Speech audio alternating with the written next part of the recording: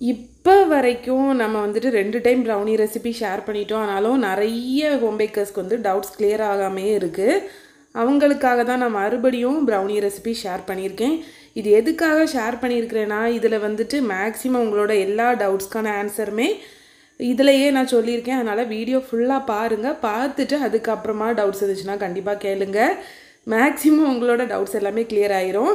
இதில் வந்துட்டு நான் வந்து கரெக்டாக எல்லாமே மெஷர் பண்ணி கூட காமிச்சிருக்கேன். அதனால் ஓரளவுக்கு உங்களுக்கு டவுட்ஸ் கிளியர் ஆயிரும்னு நினைக்கிறேன். பேசிக் ஸ்பஞ்ச் கேக் செய்யறதை விட இந்த ப்ரௌனி ரொம்ப ஈஸிங்க. அதனால் கண்டிப்பாக வீடியோ ஸ்கிப் பண்ணாமல் பாருங்கள்.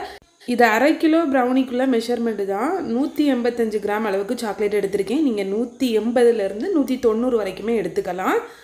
அதுக்கப்புறம் பார்த்தீங்கன்னா பட்டர் வந்துட்டு 75 கிராம்லேருந்து 80 கிராம் அளவுக்கு பட்டர் எடுத்துக்கலாம். அது வந்து கொஞ்சம் ஒரு 78 79 கிராம் அந்த மாதிரி இருந்தாலுமே ப்ராப்ளம் கிடையாது. நீங்கள் 75 கிராம்லேருந்து 80 கிராம் அளவுக்கு பட்டர் எடுத்துக்கலாம். ஒரு பிரச்சனையும் கிடையாது.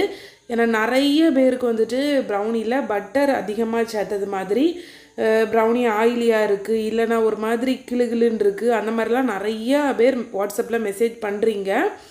அவங்களுக்காக தான் ஷேர் பண்ணியிருக்கிறேன். பட்டரோட அளவு வந்து 75லேருந்து 80 கிராம் எடுத்திங்கன்னா போதும். அதுக்கு மேலே எடுத்திங்கன்னா கண்டிப்பாக அது கொஞ்சம் ஆயிலியாக இருந்த மாதிரி தான் இருக்கும். இனிமேல் இது ரெண்டையும் நம்ம வந்துட்டு டபுள் பாயிலிங் மெத்தடில் மெல்ட் பண்ணி எடுத்துடலாம். ஒரு பாத்திரத்தில் தண்ணி வச்சுட்டு அதுக்கு மேலே வச்சு மெல்ட் பண்ணி எடுத்துக்கோங்க.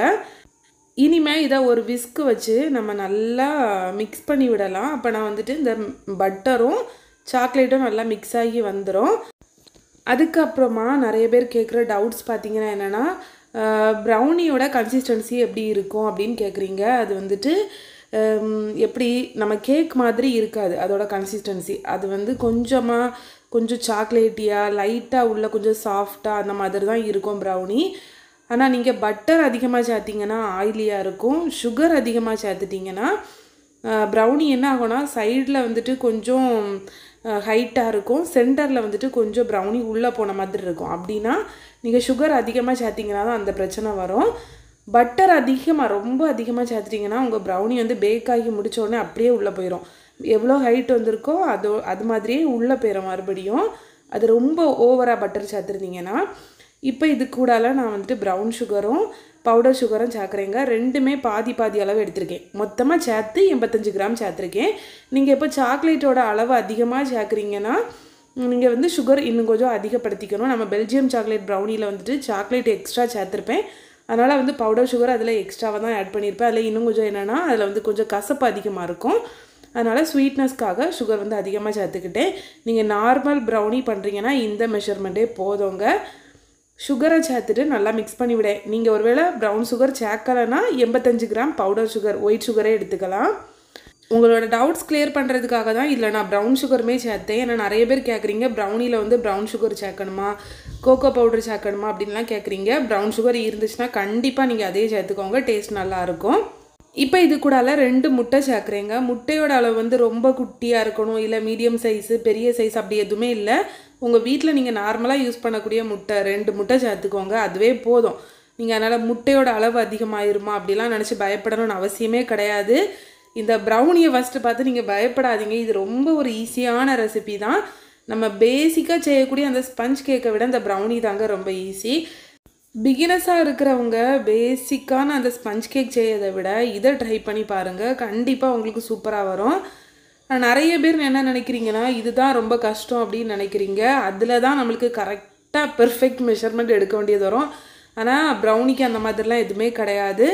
மெஷர்மெண்ட் எடுக்கணும், ஆனால் 4 இன்க்ரீடியன்ட் அந்த மாதிரி தான் இருக்குது. முட்டை, மைதா, சீனி, அப்புறம் வந்துட்டு சாக்லேட்டு, இவ்வளோ தான் இதில் பேசிக்கான பொருள். பட்டர் மிஸ் பண்ணிவிட்டேன். பட்டர் இவ்வளோ தான். இதை வச்சு நீங்கள் ஈஸியாகவே பண்ணிடலாம். இதில் வந்து இன்னொன்று என்னென்னா, நிறைய பேர் கமெண்ட்ஸில் கேட்குறீங்க பேக்கிங் பவுடர் சேர்க்க வேண்டாமா அப்படின்னு. இல்லை, பேக்கிங் பவுடர் ப்ரௌனிக்கு நம்ம சேர்க்க வேண்டாம், கேக்குக்கு தான் சேர்க்கணும், இதுக்கு சேர்க்கணும்னு அவசியமே கிடையாது. 2 முட்டை சேர்த்து நல்லா மிக்ஸ் பண்ணி விட்ட அப்புறம் இதில் வந்து 60 கிராம் அளவுக்கு மைதா எடுத்திருக்கேங்க. மைதா மாவை இது கூடலாம் சேர்த்துட்டு மறுபடியும் நம்ம மிக்ஸ் பண்ணிடலாம். அடுத்த விஷயம் என்னென்னா, மைதாக்கு பதிலாக கோதுமை மாவு சேர்க்கலாமான்னு கேட்குறீங்க. நான் இது வரைக்கும் கோதுமை மாவில் ப்ரௌனி ட்ரை பண்ணதே கிடையாது, எனக்கு அதனால் அதை பற்றி தெரியலை. இன்னொரு கமெண்ட் அதிகமாக வந்துட்டுருக்குது இப்போ என்னென்னா, எக்லெஸ் ப்ரௌனி ரெசிபி ஷேர் பண்ண சொல்கிறீங்க. எனக்கு அந்த ரெசிபி வந்து தெரியாது, நான் இது வரைக்கும் ட்ரை பண்ணதும் கிடையாது. ஒருவேளை நான் எக்லெஸ் ப்ரௌனி ட்ரை பண்ணி எனக்கு கரெக்டாக வந்துட்டுனா கண்டிப்பாக ஃபஸ்ட்டு வேலையாக நான் வந்துட்டு சேனலில் ஷேர் பண்ணிடுவேன் ரெசிபியை. இப்போ மைதா மாவு சேர்த்து நல்லா மிக்ஸ் பண்ணி விட்டுட்டோமா, இவ்வளோ தாங்க ப்ரௌனி பேட்டர். இதை நீங்கள் பேக் பண்ணாலே ப்ரௌனி ரெடி. நம்ம இதில் வந்துட்டு இனிமேல் பெல்ஜியம் சாக்லேட்டு இல்லை நியூட்டல்லா, அதுக்கப்புறம் வந்துட்டு எந்தெந்த இது எக்ஸ்ட்ரா ஆட் பண்ணணுமோ அதெல்லாமே ஆட் பண்ணிக்கலாம். இப்போது அடுத்த கொஸ்டின் நீங்கள் கேட்டது, இதில் கோகோ பவுட்ரு சேர்க்க வேண்டாமா அப்படின்னு. நான் பொதுவாக சேர்க்குறது கிடையாது. பட் உங்களுக்கு வேணும்னா நீங்கள் சேர்த்துக்கலாம், அதில் எந்த பிரச்சனையும் கிடையாது. நான் யூஸ் பண்ணுறது இந்த கோகோ பவுடர் தான். இதில் வந்துட்டு ஒரு டேபிள் ஸ்பூன் அளவுக்கு நான் வந்து கோகோ பவுடர் சேர்த்துக்க போகிறேன். கோகோ பவுடர் நம்ம சேர்த்தோன்னா இந்த ப்ரௌனியோட டேஸ்ட் வந்து லைட்டாக ஒரு சின்ன கசப்பு இருக்கும். அது சாப்பிடும்போது நல்லா தான் இருக்குது, ரொம்ப கசப்பெல்லாம் இல்லை, லைட்டாக ஒரு சின்ன கசப்பு அந்த இனிப்பு கூடலாம் சேர்ந்துருக்கும், நல்லா தான் இருக்குது. நான் இன்றைக்கி கோகோ பவுடர் சேர்த்துட்டு சாப்பிட்டு பார்க்கும்போது ரொம்பவே நல்லா தான் இருந்து. உங்களுக்கு வேணும்னா கண்டிப்பாக நீங்கள் சேர்த்துக்கலாம், சேர்க்காமவும் இருக்கலாம், பிரச்சனை கிடையாது. ப்ரௌனி பண்ணுறதுக்கு நம்ம குக்கிங் சாக்லேட் தான் யூஸ் பண்ணணுமா அந்த மாதிரிலாம் எதுவுமே இல்லை. நம்மளுக்கு அமுல் பிராண்டில் டார்க் சாக்லேட் கிடைக்கும், நீங்கள் அது வாங்கி கூட ட்ரை பண்ணலாம். ஏன்னா சிலவங்க வந்துட்டு ஹோம் பேக்கராக இருக்க மாட்டாங்க, ஆனால் ப்ரௌனி ட்ரை பண்ணணும் அப்படின்னு நினைக்கிறவங்க வந்துட்டு அதையே வாங்கி யூஸ் பண்ணிக்கலாம். இப்போ நம்ம பேட்டரை நல்லா மிக்ஸ் பண்ணி ரெடி பண்ணி எடுத்துட்டோம். அடுத்த கொஸ்டின் என்னென்னா, அக்கா உங்கள் ப்ரௌனி மட்டும் ஏன் உங்கள் பார்ச்மெண்ட் பேப்பரில் ஒட்டவே மாட்டேங்குது? சில பேர் கேட்குறாங்க நீங்கள் செய்கிற ப்ரௌனி தப்பாக பண்ணுறீங்க, அதனால தான் அது ஒட்டலை, அந்த மாதிரி வரைக்கும் கூட பேசுகிறாங்க. நானுமே ப்ரௌனி செய்யும்போது பார்ச்மெண்ட் பேப்பரில் ஒட்டோங்க, முன்னாடி வேறு பார்ச்மெண்ட் பேப்பரில் யூஸ் பண்ணியிருக்கேன், அப்போல்லாம் ஒட்டும். இந்த ஆடி எக்கோ பேக் யூஸ் பண்ணும்போது எனக்கு ஒட்டலை, ஆனால் இதுலேயுமே லைட்டாக ஒட்டியிருக்கோம். நீங்கள் ப்ரௌனி நான் பேக் பண்ணி எடுத்த அப்புறம் பாருங்கள், கண்டிப்பாக அதில் வந்து லைட்டாக ஒட்டியிருக்கோம், ஆனால் ரொம்பலாம் ஒட்டாது, எடுக்கிறதுக்கு ஈஸியாகவே வந்துடும். ஏன்னா இந்த பார்ச்மெண்ட் பேப்பர் எப்படின்னா, நம்ம தண்ணியை ஊற்றுறோன்னா நம்ம தாமரை இலையில் தண்ணி பட்டுச்சுன்னா நிற்கும் பார்த்தீங்களா, அது மாதிரி தான் நிற்கும். ஆனால் வேறு பார்ச்மெண்ட் பேப்பரில் நம்ம லைட்டாக தண்ணி ஊற்றுறோன்னா கொஞ்ச நேரத்தில் அந்த தண்ணி அது லைட்டாக அப்சார்ப் பண்ண மாதிரி இருக்கும். இது அப்படி கிடையாது, தண்ணி எவ்வளோ நேரம் ஆனாலுமே அப்படியே அதுக்கு மேலேயே நிற்கும். அதே மாதிரியே ஆயில் அப்ளை பண்ணாலுமே அந்த பார்ச்மெண்ட் பேப்பரில் ஆயில் வந்து ஒட்டாது.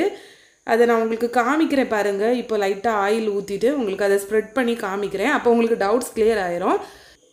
இப்போ இதில் நான் ஆயில் எடுத்திருக்கேன், இதை வந்து சும்மா லைட்டாக நம்ம ஸ்ப்ரெட் பண்ணி காமிக்கிறேன் பாருங்கள் எப்படி இருக்குன்னு. அந்த பேப்பரில் அது ஒட்டவே செய்யாது. அதனால் நம்ம வந்துட்டு நார்மலாக பார்ச்மெண்ட் பேப்பர் நம்ம யூஸ் பண்ணாலுமே அதில் ஆயில் அப்ளை பண்ணுவோம். இந்த பேப்பரில் நம்ம ஆயில் அப்ளை பண்ண வேண்டிய அவசியமே இருக்காது, இந்த மாதிரி தான் இருக்கும். நீங்கள் அப்ளை பண்ணினா கூட அது அதில் ஒட்டவே செய்யாது. இந்த பார்ச்மெண்ட் பேப்பரில் என்ன போட்டிருப்பாங்கன்னா, இதை நீங்கள் ரீயூஸ் பண்ணிக்கலாம் அந்த மாதிரி கூட போட்டிருப்பாங்க. பட் நம்ம வந்துட்டு ரீயூஸ் பண்ணுறதெல்லாம் கிடையாது, ஏன்னா அதை ஒரு வாட்டி நம்ம திருப்பி வாஷ் பண்ணணும், யூஸ் பண்ணணும், அதெல்லாம் தேவையில்லை. ஒரு வாட்டி யூஸ் பண்ணுறதுக்குமே நம்மளுக்கு சூப்பராக தான் இருக்கும். அப்புறம் வந்துட்டு நான் யூஸ் பண்ணுற இந்த 1/2 kg டின் பார்த்தீங்கன்னா 7 இன்ச் டின்னு, ஸ்கொயர் டின் எடுத்துக்கோங்க. அது மாதிரி ப்ரௌனி பேக் பண்ணக்கூடிய டின் வந்துட்டு நல்லா ஷார்ப்பான எட்ஜஸ் இருக்கிற மாதிரி வாங்கிக்கோங்க. இனிமேல் நம்ம ப்ரௌனி பேட்டரை டின்னுக்கு மாற்றிட்டு, நீங்கள் ஓடிஜியில் பேக் பண்ணுறீங்கன்னா நான் என்ன டெம்பரேச்சர் யூஸ் பண்ணுறதோ அதை தான் ஷேர் பண்ணுறேன். உங்கள் ஓடிஜியில் நீங்கள் நார்மலாக கேக் பேக் பண்ணுறதுக்கு என்ன டெம்பரேச்சர் யூஸ் பண்ணுறீங்களோ அதிலே கண்டினியூ பண்ணுங்கள். நான் வந்து 180 டிகிரியில் வந்துட்டு ஒரு 30லேருந்து 35 மினிட்ஸ், சில நேரம் 40 மினிட்ஸ் கூட ஆகும். பேக் ஆகி முடிகிறத பொறுத்து நம்ம எடுத்துட வேண்டியது தான். இத்தனை நிமிஷம் நம்ம வெயிட் பண்ணணும் அப்படிலாம் கிடையாது, நீங்கள் செக் பண்ணிவிட்டு எடுத்துருங்க, அவ்வளவுதான். ஒருவேளை ஓவன் யூஸ் பண்ணுறீங்கன்னா டக்குன்னு பேக் ஆகிரும். 180ல் வச்சுட்டு 170ல் வச்சுக்கோங்க, 170லேயே வச்சு ப்ரீ ஹீட்டும் பண்ணிவிட்டு 170ல் வச்சே நீங்கள் 20 மினிட்ஸ் பேக் பண்ணால் போதும். அதே மாதிரி ஓடிஜியில் பேக் பண்ணுறதா இருந்தாலுமே அதே டெம்பரேச்சர்லேயே ப்ரீ ஹீட் பண்ணிவிட்டு அதிலேயே வச்சே நீங்கள் பேக் பண்ணால் போதும். டெம்பரேச்சர் வந்து சேஞ்ச் பண்ணணும்னு கிடையாது. நான் வந்து மார்ஃபி ரிச்சர்ட்ஸ் ஓடிஜி தாங்க யூஸ் பண்ணுறேன். அதில் பேக்குங்கிற மோடு இருக்கும், அந்த மோடில் வச்சு நான் வந்து பேக் பண்ணி எடுக்கிறேன். மற்றபடி அதில் டோஸ்ட் மோடு அதெல்லாம் இருக்குது, அதெல்லாம் நான் இது வரைக்கும் ட்ரை பண்ணினது கூட கிடையாது. நான் எப்போவுமே பேக்கிங் பண்ணுறதுனால பேக் மோடு மட்டும்தான் வைக்கிறேன். எனக்கு மற்ற ஓடிஜி பற்றி எனக்கு தெரியலை. நீங்கள் எப்படி இவ்வளோ நாள் யூஸ் பண்ணிகிட்ருக்கீங்களோ அப்படியே கண்டினியூ பண்ணுங்கள். இனிமேல் வந்துட்டு இதில் டாப்பில் போடுறதுக்காக நான் கொஞ்சம் மில்க் சாக்லேட்டை வந்து இந்த மாதிரி பீசஸாக கட் பண்ணி போட்டிருக்கேன். இதை அப்படியே நம்ம வந்துட்டு ஒரு கத்தி வச்சு உள்ளே எல்லா சாக்லேட்டையும் உள்ளே தள்ளி விட்டாச்சு. இனிமேல் வந்துட்டு இன்னும் கொஞ்சம் சாக்லேட் வந்து மேலேயும் போட்டு விட்டுட்டோன்னா சாப்பிடும்போது கட் பண்ணி சாப்பிடும்போது ரொம்ப டேஸ்ட்டாக இருக்கும். நீங்கள் கண்டிப்பாக அதனால் ட்ரை பண்ணி பாருங்கள். நம்ம உள்ளேயும் சாக்லேட்டை வச்சு மேலேயும் சாக்லேட் போட்டு அதை கட் பண்ணி சாப்பிடும்போது ரொம்ப சாக்லேட்டியாக ரிச்சான ப்ரௌனியாக இருக்கும். இனிமேல் இதை பேக் பண்ணி எடுத்துட வேண்டியது தான். பேக் ஆகிட்டான்னு பார்க்குறதுக்கு நீங்கள் டாப்பில் லைட்டாக இந்த மாதிரி தொட்டு பாருங்கள், அந்த விரல் உள்ளே போயிட்டுனா உங்கள் கை வெந்து போகும். அதனால மெதுவாக டச் பண்ணி பாருங்கள், ஏன்னா ரொம்ப ஹீட்டாக இருக்கும். டச் பண்ணி பார்க்கும்போது மேலே சாஃப்டாக இருந்துச்சுன்னு வைங்களேன், ப்ரௌனி குக் ஆகியிருக்கும். ஒருவேளை நீங்கள் தொட்டு பார்க்கும்போது உள்ளே வந்து அந்த மாவு அப்படியே இருக்கிறது நீங்களே ஃபீல் பண்ண முடியும். அப்படி இருந்துச்சுன்னா நீங்கள் கூட கொஞ்சம் நேரம் பேக் பண்ணிக்கோங்க. ஆனால் டாப் வந்து கிறிஸ்பி ஆகிற வரைக்கும் பேக் பண்ணாதீங்க. கிறிஸ்பி ஆச்சுன்னா அது சூடு ஆறும்போது ஹார்ட் ஆகும். நீங்கள் சாஃப்டாக இருக்கும்போதே பேக் பண்ணி எடுத்துட்டிங்கன்னா அது சூடு ஆறும்போது கரெக்டாக உங்களுக்கு செட் ஆகி கிடச்சிரும் ப்ரௌனி. இப்போ வந்துட்டு கம்ப்ளீட்டாக சூடாறிட்டு ப்ரௌனி. இனிமேல் நம்ம வந்துட்டு இதை பீஸ் போட்டுடலாம். இது கட் பண்ணும்போது அந்த டாப் வந்துட்டு லைட்டாக சாஃப்டாக தான் இருக்குது. உள்ளே வந்துட்டு ப்ரௌனி நல்லா பெர்ஃபெக்டாக பேக் ஆகி தான் இருக்கும். நான் உங்களுக்கு சொன்னேன் பார்த்தீங்களா, இந்த பார்ச்மெண்ட் பேப்பரில் கூட ப்ரௌனி எனக்கு வந்து லைட்டாக ஒட்டி தான் வந்திருக்கு. இது வேறு ஏதாவது பார்ச்மெண்ட் பேப்பரில் பேக் பண்ணியிருந்தேன்னா கண்டிப்பாக அதில் வந்து 1/2 கிலோ பேக் பண்ணியிருந்தேன்னா 1/4 கிலோ அந்த பேப்பரோடையே போயிருக்கும். ப்ரௌனி வந்து கம்ப்ளீட்டாக சூடு ஆறுனப்புறம் கட் பண்ணிங்கன்னா தான் உங்களுக்கு பெர்ஃபெக்டாக பீஸ் போடுறதுக்கு வரும். எல்லா ப்ரௌனியோட டெக்ஸ்சருமே இந்த மாதிரி தாங்க இருக்கும். பார்க்கும்போது உங்களுக்கே தெரியும்னு நினைக்கிறேன். இந்த மாதிரி உங்கள் ப்ரௌனியோட டெக்ஸ்சர் வந்திருக்குன்னா கரெக்டாக நீங்கள் பேக் பண்ணியிருக்கீங்கன்னு அர்த்தம். இதுக்கு மேலே உங்களுக்கு ப்ரௌனியில் டவுட்ஸ் இருக்காதுன்னு நினைக்கிறேன். எல்லா டவுட்ஸையும் மேக்ஸிமம் நான் கிளியர் பண்ணியிருப்பேன். இதுக்கு மேலே டவுட்ஸ் ஏதாச்சும் இருந்துச்சுன்னா கண்டிப்பாக கமெண்ட்ஸில் கேளுங்க. இன்னொரு இன்ட்ரெஸ்டிங்கான ரெசிபியில் உங்களை மீட் பண்ணுறேன் ஃப்ரெண்ட்ஸ். நீங்கள் ஒருவேளை ப்ரௌனி ஆர்டர் பண்ணணுன்னா டிஸ்கிரிப்ஷன் பாக்ஸில் நம்பர் கொடுக்குறேன். பாய்.